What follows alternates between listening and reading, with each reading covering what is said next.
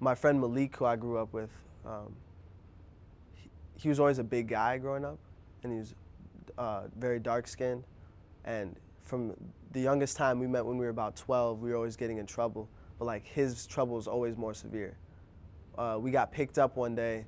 All of us respectively got picked up from our schools, and we were brought to a police station, and they separated us. We were about 13 years old, and they interrogated us all separately. And what ended up from all of it is Malik confessed to a crime he didn't commit and was sent to a juvenile detention center. And we didn't see Malik for almost a year. And then he came back, and at this point, I'm just getting started with circles. And I invite him to the circles, and he comes about twice. And then one day, the day after circles, one night he's out with his friends, he gets in an altercation. It leads to somebody dying, and he's now facing over 90 years in prison at 17 years old. It was the day before his 17th birthday. So I think about Malik, and if only he had that chance, instead of sitting in the detention center for that year, he was in circle with me. And maybe if he had been to one more circle, something might have clicked that might not have led him to do whatever decision he was made. But because the ways we deal with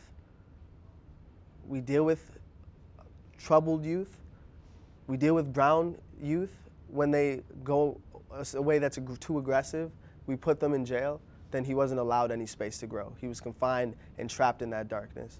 And now he's sitting in county as a 17-year-old with grown men in the most serious division of the Cook County Jail. And I don't even know where he is. We've lost track of him at this point.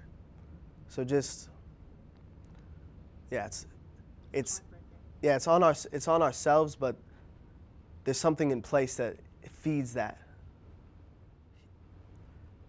One of the most beautiful things about circles is it's a space for shared vulnerability.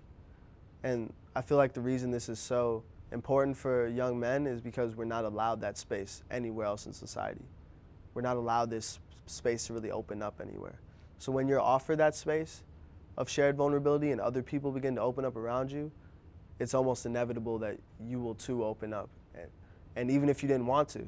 I've seen guys at circles, the peace will come around to them twice and they won't say anything. They'll act like they're too cool, but by the third go around, they start sharing a little bit. And by the fourth time it gets to them, then they're really bringing it out. And maybe by the fifth time, you might even see some tears coming out of their eyes. Because we all need this space to kind of unload ourselves. And when you're not offered that, it can lead to a lot of negative things. So it's definitely a place to open up.